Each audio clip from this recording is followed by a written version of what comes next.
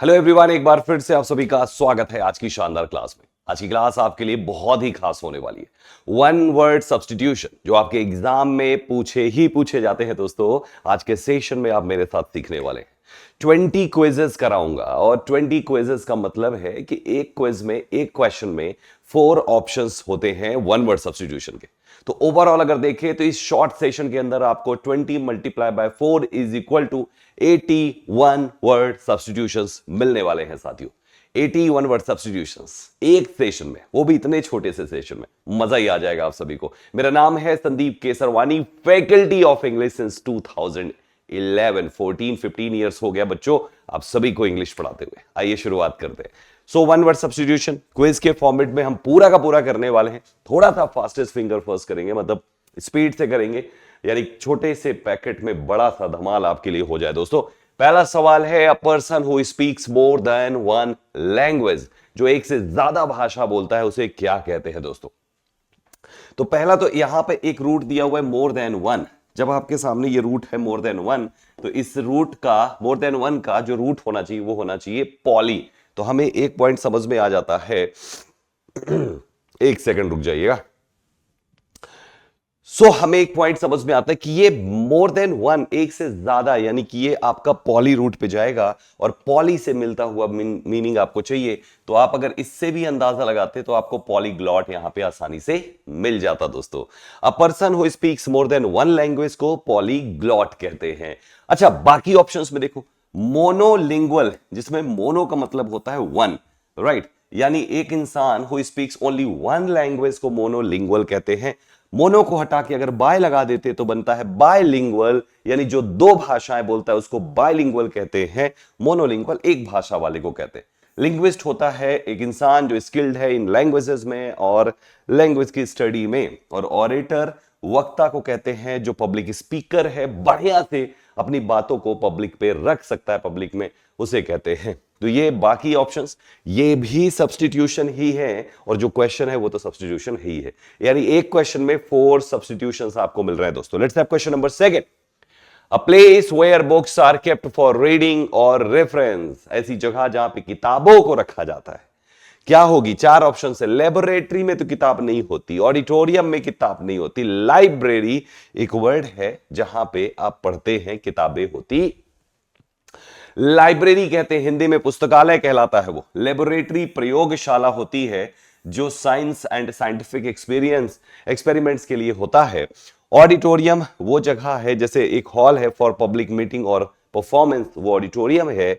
और गैलरी वो प्रदर्शन कक्ष होता है जहां पे प्रदर्शनी लगाई जाती है आर्ट्स वगैरह की, या कोई भी डिस्प्ले किया जाता है चीजों को, एग्जीबिशंस लगते हैं, वो होती है आपकी गैलरी, जैसे आर्ट गैलरी होती है। तो ये बाकी के सारे ऑप्शंस हो गए। अगला प्रश्न है, a hand writing that can not be red easily. जैसे डॉक्टर, जब आपका प्रिस्क्रिप्शन, जब डॉक्टर अपना पर्चा लिखता है तो समझ में नहीं आता क्या लिख दिया डॉक्टर ने। ऐसी हैंड राइटिंग जो पढ़ी नहीं जा सकती। लेजिबल पढ़ी जा सकती, इलेजिबल पढ़ी नहीं जा सकती है। इलेजिबल जो आसानी से ना पढ़ा जा सके और लेजिबल जो आसानी से पढ़ा जा सके, ठीक है। फ्लेक्सिबल चीजें जो लचीली होती है, अपनी जगह से आसानी से बेंड हो सकती है, उसे फ्लेक्सिबल कहते हैं। और विजिबल वो चीज है जिसको देखा जा सकता है, that thing is known as visible. आगे बढ़ेंगे साथियों।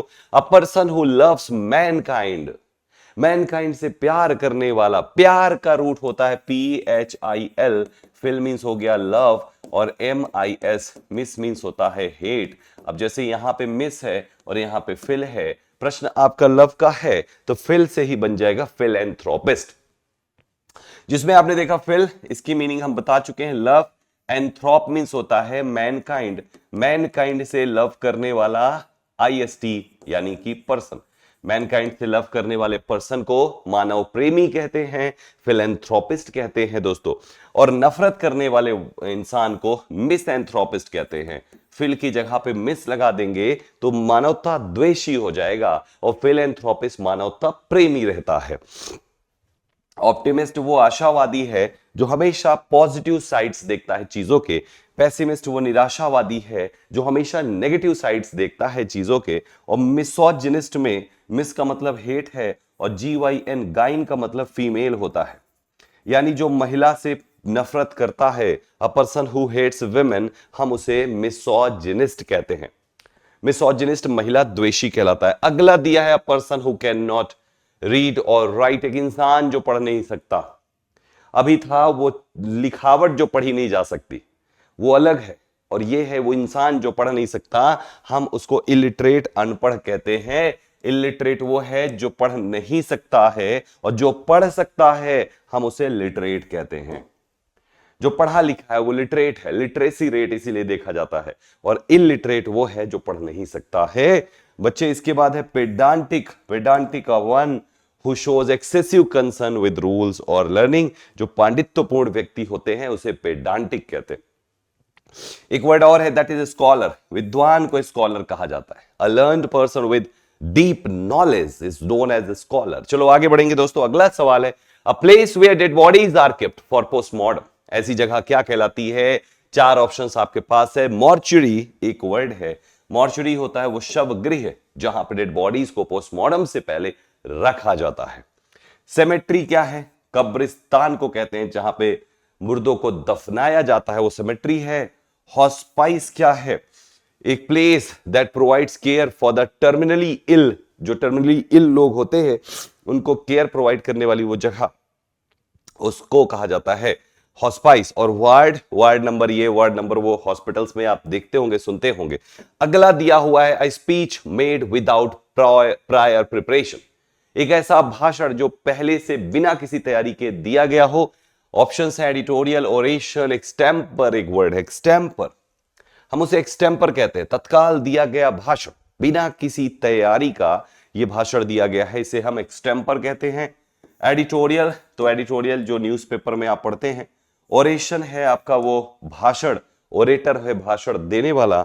और एड्रेस, एक तो पता को कहते हैं, और एड्रेस किसी को संबोधित करना, उसे भी हम एड्रेस ही कहते हैं। अगला दिया हुआ है, a person who hates women, अभी अभी किया था। मिसोजिनिस्ट, अभी अभी आपने किया था, हम उसे मिसोजिनिस्ट कहते हैं। किसी क्वेश्चन का ऑप्शन किसी दूसरे प्रश्न का प्रश्न बन जाता है, किसी दूसरे पेपर में प्रश्न बन जाता है, इसलिए इस बात का ध्यान रखें कि एक एक ऑप्शन को भी क्वेश्चन की तरह तैयार करते चले। उसके बाद अगला फिलैंथ्रोपिस्ट, मानवता प्रेमी होता है।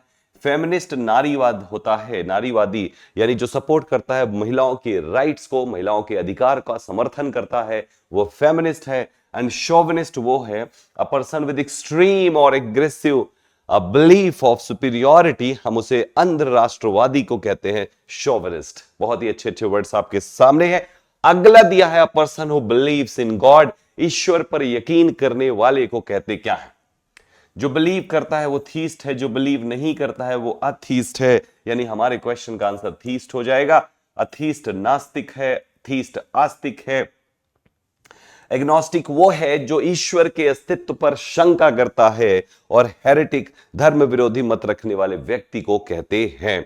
ये चार ऑप्शंस हो गए, आस्तिक, नास्तिक, ईश्वर के अस्तित्व पर करे शंका, और धर्म विरोधी मत रखने वाला व्यक्ति। ठीक है जी, आगे बढ़ेंगे। अगला है, a child whose parents are dead, जिसके माता पिता का देहांत हो जाए, ऐसे बच्चे को हिंदी में अनाथ कहते हैं, और इंग्लिश में ऑर्फन कहते हैं। जहां पर ऐसे बच्चे रखे जाते हैं वो ऑर्फनेज होता है, अनाथालय।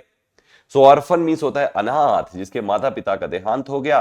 पॉपर वो गरीब है, सूख कर शरीर पापड़ जैसा हो गया, खाने को नहीं पता, गरीब है इंसान।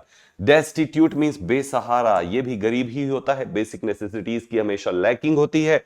और बेगर होते हैं भिखारी। दोस्तों सारे ऑप्शंस हुए। अगला वर्ड दिया हुआ है, person who looks on the bright side of life, अभी अभी किया था। ब्राइट साइड वाले को ऑप्टिमिस्ट कहते हैं, और डार्क साइड वाले को पेसिमिस्ट कहते हैं। सो ये हमेशा लाइफ में पॉजिटिव साइड्स को देखता है, और पेसिमिस्ट हमेशा नेगेटिव साइड्स को देखता है। रियलिस्ट एक ऐसा इंसान who accepts things as they are, यानी जैसी चीजें हैं उसको एज इट इज एक्सेप्ट करने वाले को रियलिस्ट कहते हैं। और इगोइस्ट में ईगो दिया हुआ है, a person who thinks only about self, खुद के बारे में सोचने वाले व्यक्ति को इगोइस्ट कहते हैं। दोस्तों आगे बढ़ेंगे। अगला क्वेश्चन है, person who speaks very less, जो बहुत कम बोलता है। बहुत कम बोलने वाले को क्या कहते हैं? देखिए, गैरुलस, टॉकेटिव और वर्बोस, ये तीन वर्ड्स आपके बहुत ज्यादा बोलने के लिए यूज होता है, लेकिन टैसीटर्न का मतलब है कम बोलने वाला। अल्पभाषी टैसीटर्न है कम बोलने वाला, और गैरुलस टॉकेटिव वर्बोस तीनों का मतलब है बातूनी, जो बहुत ज्यादा बात रखता है, जरूरत से ज्यादा बोलता है। हम उसे ये तीन में कोई भी वर्ड बोलते हैं दोस्तों।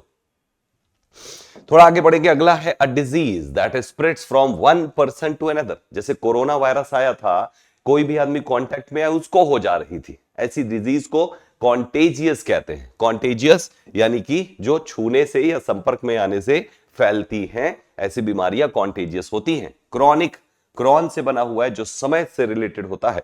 तो क्रॉनिक एक ऐसी disease that is long lasting और रिकरिंग, लॉन्ग लास्टिंग है, लंबे समय तक के लिए। कॉन्जेनिटल होती है एक डिजीज जो प्रेजेंट है फ्रॉम बर्थ, जन्म से कोई रोग लगा हो तो उसे कॉन्जेनिटल कहते हैं। और स्पोरेडिक होता है एक ऐसी डिजीज जो ऑकर होती है ओकेजनली और इरेगुलरली, कभी कभार छिटपुट होती रहे, उसको कहा जाता है स्पोरेडिक। वैसे जरूरी नहीं कि स्पोरेडिक जो है वो डिजीज के लिए ही यूज किया जाए, किसी भी चीज के लिए यूज किया जा सकता है जो रुक रुक कर होता है, बट डिजीज का पैटर्न चल रहा है इसलिए उसी पैटर्न पे हमने इसकी एक्सप्लेनेशन भी बना डाली। अगला क्वेश्चन है पर्सन हु हेट्स मैनकाइंड। हमने अभी आपको फिलैंथ्रोपिस्ट कराया था, अब मिसएंथ्रोप हो जाएगा दोस्तों। मिसएंथ्रोप वो जो मैनकाइंड को नफरत करे, फिलैंथ्रोपिस्ट वो जो मैनकाइंड को प्यार करे, मिसोजिनिस्ट वो जो महिला को नफरत करे, फिलोजिनिस्ट वो जो महिला को प्यार करे, और इगोइस्ट वो जो हमेशा खुद के बारे में ही सोचे। ये सारे ऑप्शंस आपके सामने। अगला दिया life story written by oneself, खुद से खुद के जीवन के बारे में लिखा, यानी सेल्फ लिखा। ऑटो क्या, बायो के बारे में क्या किया, ग्राफ किया। ऑटोबायोग्राफी आपका आंसर है। और अगर किसी के जीवन के बारे में कोई और लिखता है तो उसे बायोग्राफी कहते हैं। बायोग्राफी जीवनी कोई और लिखेगा, और ऑटोबायोग्राफी खुद से खुद के बारे में लिखना। तो ये आत्मकथा हो गया, बायोग्राफी होता है जीवनी, मेमोइर होता है पर्सनल अकाउंट ऑफ एक्सपीरियंस और इवेंट्स को कहते हैं, एंड क्रॉनिकल एक factual written record of events in order. So हम इसे कहते हैं क्रमवार जो इतिहास होता है उसे क्रॉनिकल कहते हैं। ये सारे ऑप्शंस हो जाते हैं। अगला दिया है place where birds are kept, ऐसी जगह जहां पे पक्षियों को रखा जाता है। एवियरी कहलाती है ऐसी जगह। एवियरी पक्षियों के घर को कहते हैं। एवियरी पक्षियों के घर को कहते हैं। एवियरी पक्षियों के घर को कहते हैं। एवियरी पक्षियों के घर को कहते हैं। एक्वेरियम वो जगह है जहां पर जल वाले जीव रखे जाते हैं, जैसे मछली वगैरह जार में रखे होते हैं ना, आप देखिए हॉस्पिटल्स में या होटल्स वगैरह में रखे होते हैं जहां पे जानवरों को, वो एक्वेरियम है। जू है आपका चिड़ियाघर, और कैनल होता है कुत्ते का घर जहां पे कुत्तों को रखा जाता। नेक्स्ट है one who is all powerful, जो सर्वशक्तिशाली है। ओमनी पोटेंट है वो, सर्वशक्तिशाली। ओमनीसेंट है सर्वज्ञानी, ओमनी प्रेजेंट है सब जगह पाया जाने वाला, तो हमारा ओमनी पोटेंट सर्वशक्तिशाली होगा। ओमनी प्रेजेंट हर जगह प्रेजेंट रहे, ओमनी सेंट ऑल चीजों का ज्ञान हो, सर्वज्ञ सब कुछ जानता हो उसे कहते हैं। अब इनविंसिबल, इम्पॉसिबल टू डिफीट, जिसको हराना इम्पॉसिबल है वो इनविंसिबल है दोस्तों। अगला देखिए, यहां तक हो गया। अगला लिखा हुआ है person who does not believe in God, उसको हम अथीस्ट कहते हैं। जो ईश्वर पर यकीन नहीं करता वो अथीस्ट है, यकीन करने वाला थीस्ट है। और जो ईश्वर के अस्तित्व पर शंका करे उसको एग्नोस्टिक कहते हैं। और एक और वर्ड है हेरेटिक। हेरेटिक कौन है? A person holding controversial religious opinions, यानी विचार विरोधी को हम हेरेटिक कहते हैं। हमारा सही आंसर एथीस्ट हो जाएगा। अगला सवाल है a medicine that kills germs, वैसे तो होना चाहिए जर्मीसाइड, लेकिन आपके ऑप्शन में जर्मीसाइड नहीं दिया था, तो यहां पे इसका आंसर बनाएंगे एंटीसेप्टिक। एंटीसेप्टिक क्रीम होता है ना, जल जाता है इंसान तो एंटीसेप्टिक क्रीम ऊपर से लगाता है ताकि सारे जर्म्स को किल किया जा सके। वैक्सीन टीका होती है, कोरोना के समय में सबने बहुत वैक्सीन लगवाई है, बहुत बढ़ चढ़ के। एंटीबायोटिक एक मेडिसिन जो डिस्ट्रॉय करती है इनविट्स बैक्टीरियाज को इन द बॉडी, जैसे फीवर हो जाता है तो लोग एंटीबायोटिक लेके पैरासीटामोल लेते हैं। और एनाल्जेसिक एक मेडिसिन है दैट रिलीव्स पेन, दर्द निवारक दवा को कहते हैं। एक लास्ट क्वेश्चन लीजिए, a place where coins are made, ऐसी जगह जहां पे सिक्के बनाए जाते हैं, वो मिंट होता है, सिक्के बनाए जाने वाली जगह को कहते हैं हिंदी में टक्सा। Foundry, a place where metal is melted and cast into shapes. Metal को गला के उसको शेप्स देना, ऐसी जगह को फाउंड्री कहते हैं, ढलाई घर हिंदी में। दूसरा दिया है ट्रीजरी, वो खजाना, वो राजकोष जहां पे गवर्नमेंट के खजाना रखा होता है, और बैंक तो आप अच्छे से जानते हैं दोस्तों। तो ये रहे आपके 20 क्वेश्चंस, और एक क्वेश्चन में 4 सब्स्टिट्यूशंस। बीच के थोड़े बहुत रिपीट किए हैं, बट 80 की जगह 70 सब्स्टिट्यूशंस तो आपको यहां पे मिलते ही हैं। और ये 70 ऐसे सब्स्टिट्यूशंस हैं जो आपके एग्जाम के लिए बहुत ज्यादा जरूरी हैं साथियों। पीछे पूछे भी गए हैं और आने वाले टाइम में भी ये पूछे जाएंगे। इसी तरीके के सेशंस मैं आपके लिए लेकर आता रहता हूं, इसलिए दृष्टि एसएससी चैनल को सब्सक्राइब जरूर कर लीजिएगा मेरे प्यारे साथियों, और इस वीडियो को शेयर जरूर कर दीजिएगा अपने हर साथी के पास। मेरा नाम है Sandeep Kesarwani, faculty of English since 2011। Around 15 years हो गया आप बच्चों को इंग्लिश पढ़ाते हुए। आप भी बेसिक से पढ़ सकते हैं, पूरी इंग्लिश को बिल्कुल बेसिक से शुरू से आप मेरे साथ पढ़ सकते हैं। सो दृष्टि लर्निंग ऐप को डाउनलोड कीजिए और वहां से आप फाउंडेशन की क्लासेस कीजिए। बाकी अगर इस तरीके के शानदार वीडियोस आप यूट्यूब पर ही चाहते हैं तो दृष्टि एसएससी यूट्यूब चैनल सब्सक्राइब कर लीजिएगा। मेरी ऐसी वीडियोस रेगुलर आती रहती है।